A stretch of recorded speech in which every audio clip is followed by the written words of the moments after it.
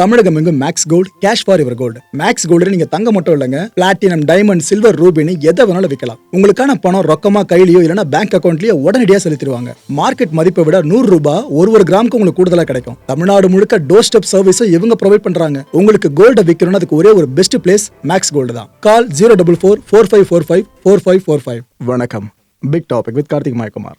இன்னைக்கு காலையில் 7 மணிக்கு ஒரு வீடியோ போட்டிருந்தோம்ல, இஸ்ரேல் விட்டு உடனடியாக வெளியேறுங்க, ஈரானை இஸ்ரேல் அடிக்க போது, அதுக்கப்புறம் ஈரான் பதில் தாக்குதல் நடத்த வாய்ப்பு இருக்குன்னு சொல்லியிருந்தோம். அந்த வீடியோ போஸ்ட் பண்ண அடுத்த சில மணி நேரங்கள்லயே இப்போ அட்டாக்க பண்ணிட்டாங்க. எந்த அளவுக்கு மூர்க்கத்தனமான அட்டாக்கா இது இருக்குன்றத பத்தி தான் முழுக்க பார்க்க போறோம். நிகழ்ச்சியில போலாம்.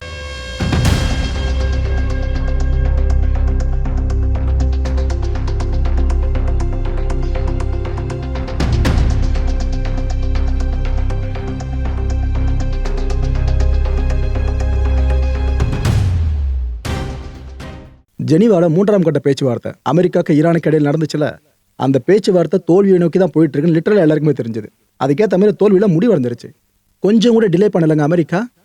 இந்த முறை என்ன இருக்கு, ஈரான் மேல இஸ்ரேல் கை வச்சிருக்கு, அங்க மிசைல் வச்சு அடிச்சிருக்காங்க. கூடவே லெபனான் மேலே அட்டாக் பண்ணியிருக்காங்க. 2 டார்கெட் சார்ந்த ஒரே நேரத்தில் இஸ்ரேல் அடிச்சிருக்கு.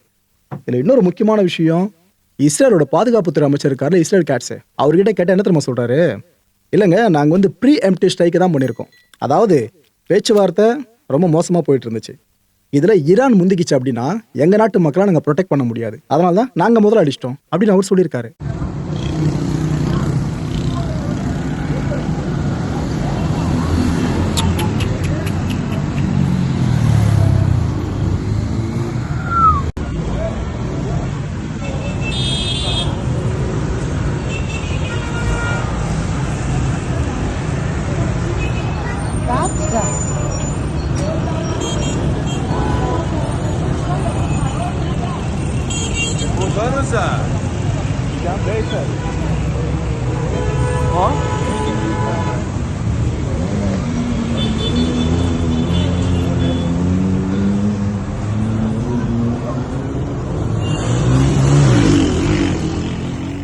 என்ன இது போல இஸ்ரேல் சொல்லுது, அவங்க சொன்ன மாதிரியே கரெக்டா அந்த டார்கெட்ஸை ஒரே நேரத்தில் அடிச்சிருக்காங்கன்னு சொல்லிட்டு ஈரான் மீடியாக்கள் என்ன சொல்லுதுன்னு பார்த்தா, அவங்க முதல்ல ரிப்போர்ட் பண்ண நியூஸ் பார்த்தீங்கன்னா எக்ஸ்ப்ளோஷன்ஸ் ரிப்போர்ட் பண்ணாங்க, ஏதோ வெடிச்சிருக்கு அப்படின்னு ரிப்போர்ட் பண்ணியிருந்தாங்க.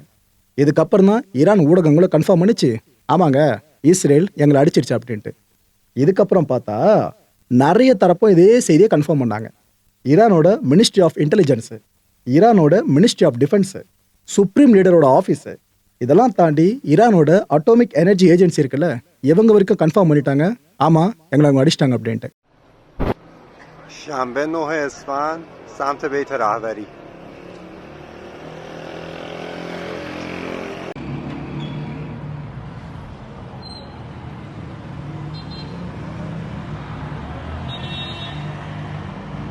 இதுல கீ டார்கெட்ஸே பாத்தீங்கன்னாக்கா ஈரானோட கவர்மெண்ட் சைட்ஸ் இருக்குல்ல, அதுதாங்க. ஆக்சுவலா இதுல இன்னொரு பெரிய ட்விஸ்ட் என்ன தெரியுமா, கடந்த 12 டே வாரப்ப இஸ்ரேல் மட்டும்தான் ஒரே நேரத்தில் ஈரான் அடிச்சது. அதுக்கப்புறம் ஈரான் பதிலடி கொடுத்துச்சு. அதுக்கப்புறம் தான் அமெரிக்கா நியூக்ளியர் சைட்ஸை, ஈரானோட நியூக்ளியர் சைட்ஸை டார்கெட் பண்ணி அடிச்சிருந்துச்சு. ஸோ தனித்தனியாக அந்த அட்டாக்ஸ்லாம் நடந்துச்சு. ஆனால் இந்த முறை என்ன தெரியுமா நடந்திருக்கு, ஒரே நேரத்தில் அமெரிக்க படையும் இஸ்ரேல் படையும் சேர்ந்து ஈரான் மேலே கை வச்சிருக்கு. உலகம் முழுக்க பெரிய அதிர்வலை ஏற்படுத்தியிருக்கிறது இப்போ இந்த கூட்டு முயற்சி தான். இந்த விஷயத்த வெளியான தகவல் நினைக்காதீங்க மக்களே, ஒரு அமெரிக்க அஃபிஷியலு இதை சொல்லியிருக்காப்ல, ஆமாங்க நாங்கள் இந்த முறை சேர்ந்து தான் அடிச்சிருக்கோம், ஈரான் மேலே இஸ்ரேல் மட்டும் கை வைக்கல, நாங்களும் சேர்ந்து தான் அடிச்சிருக்கோம். எங்களோட முக்கியமான நோக்கமே பார்த்தீங்கன்னா ஈரானோட செக்யூரிட்டி அசட்ஸ் இருக்குல்ல, அதை வச்சு காலி பண்ணுன்றதான். நாங்கள் அந்த முயற்சியில் ஜெயிச்சிட்டோம் அப்படின்னு இருக்காரு.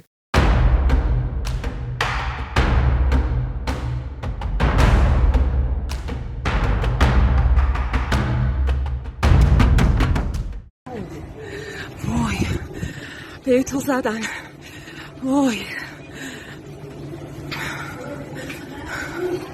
وای زدن به تو زدن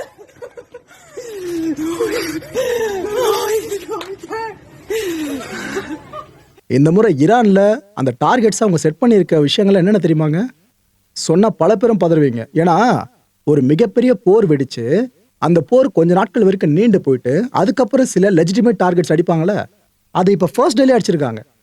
ஈரானோட பிரசிடென்ட் ஆஃபீஸு, எனக்கு தெரிஞ்ச அடுத்த ஒரு துயர் மிகுந்த செய்தி வர வாய்ப்பு இருக்குங்க.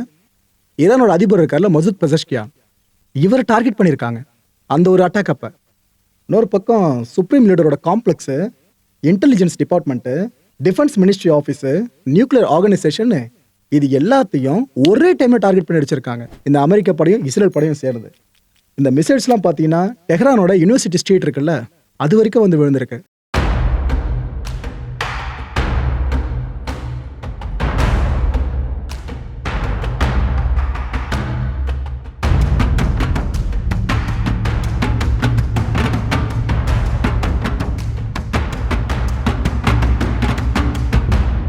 டெஹ்ரானோட ஜொமோரி ஏரியா இருக்குல்ல, அந்த ஏரியா முழுக்க இப்படிதாங்க காணப்படுது. எங்க பார்த்தாலும் புகை மேகமா சூழ்ந்திருக்கு. பறவைகள்லாம் என்ன நடக்குன்னு தெரியாம பாதிரி அடிச்சு பறந்துகிட்டு இருக்கு. பறவைங்க நிலைமை மட்டும் கிடையாது, அங்க சாலையில வண்டி ஓட்டிட்டு இருந்தவங்க, நடந்து போயிட்டு இருந்தவங்க, அவங்களாம் தலையில கையை வச்சு குனிஞ்சபடி தெரிச்சு ஓட ஆரம்பிச்சிட்டாங்க. ஈரான் எதிர்பார்க்காத நேரத்துல இஸ்ரேல் அமெரிக்காவை இப்பேற்பட்ட அட்டாக் பண்ணியிருக்காங்க. இங்க மொபைல் நெட்வொர்க் இருக்குல்ல, அதெல்லாம் இப்போதைக்கு தடைப்பட்டு இருக்கு ஈரான்ல. இப்போதைக்கு அங்க கால் மேக் பண்றது ரொம்ப கஷ்டமான விஷயம் ஆயிடுச்சு. தெஹ்ரான்ல இந்த ஹசன் அபாஸ் ஸ்கொயர் இருக்குல்ல, அந்த ஸ்கொயர் வரைக்குமே மிசைல்ஸ் வந்து விழுறத நம்மளால பார்க்க முடியுது. இந்த ஜெட்ஸ் தெஹ்ரான் வான்பரப்புல போர் விமானங்கள் பறக்கிற காட்சியை அங்க இருக்க மக்களே படம் பிடிச்சிருக்காங்க.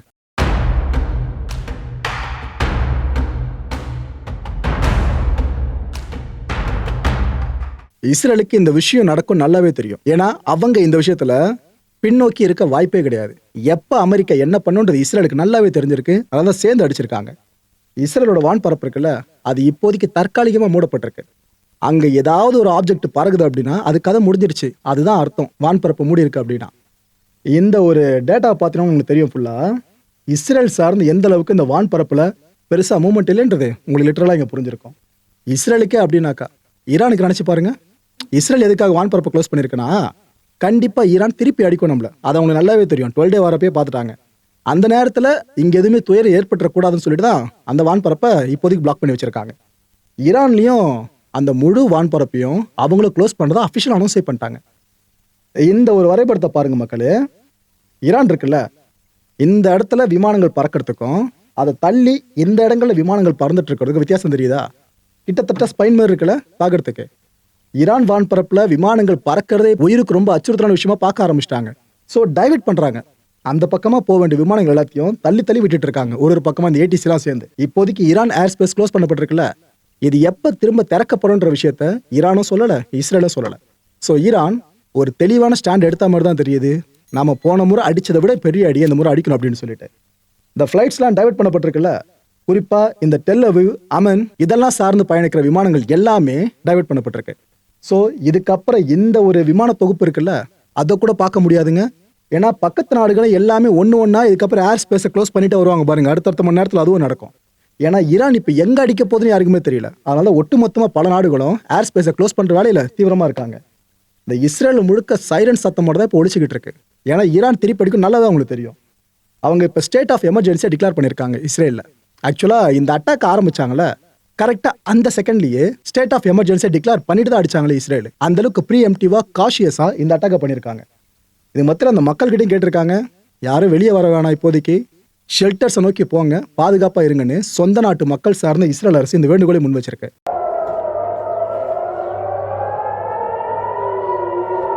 இந்த இஸ்ரேலோட டெல் அவிவ்ல இருக்க பென் குரியன் ஏர்போர்ட் இருக்குல்ல, அந்த ஏர்போர்ட்ல எங்க திரும்பினாலும் அமெரிக்க விமானங்கள் மட்டும்தாங்க நிக்குது. பேசஞ்சர்ஸ் விமானம் நினைக்காதீங்க, அமெரிக்கா மிலிட்டரி ஏர்கிராஃப்ட் ஒன்றும் அந்த அளவுக்கு புடை சூழ்ந்து நின்றுகிட்டு இருக்கு.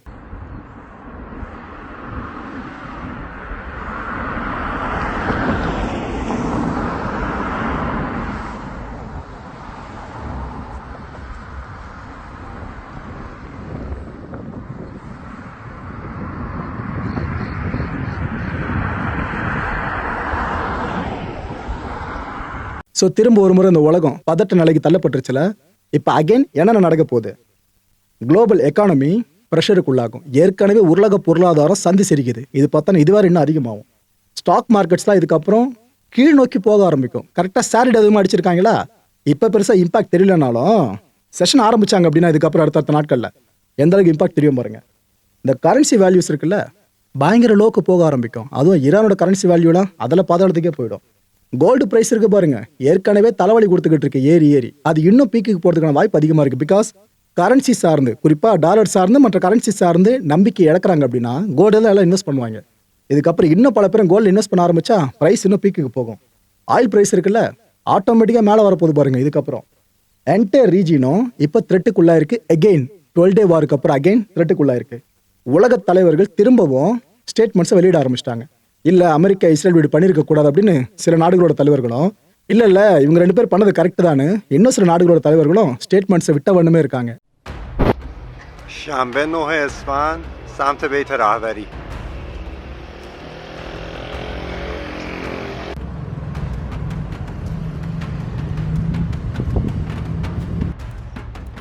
پشت این ساختمان زرده پایگاه هواییه. یعنی الان زدنه اینجا اون پشت.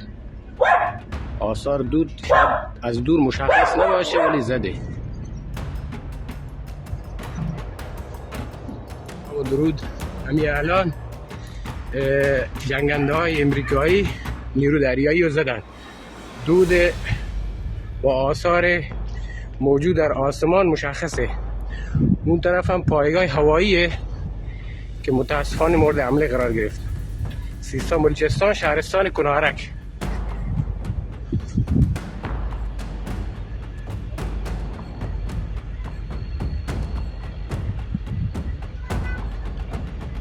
نیرو دریایی کنارک،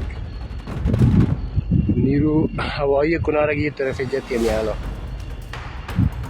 آثار دود وقت مشخص نبی ولی یه طرف مشخص تری هوا، چون 10 دقیقه پیش جدی 5 دقیقه پیش ما فکر نکنیم جنگین تیمچار سخت تواره دوگان جکسه که مازان پیش جنگین همیشه جنگنده های امریکایی وارد بیده که جنگین.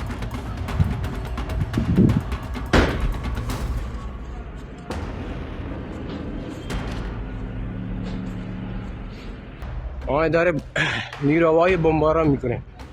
کنارک، سیستان بلوچستان کنارک زدش. آثار دود مشخصه.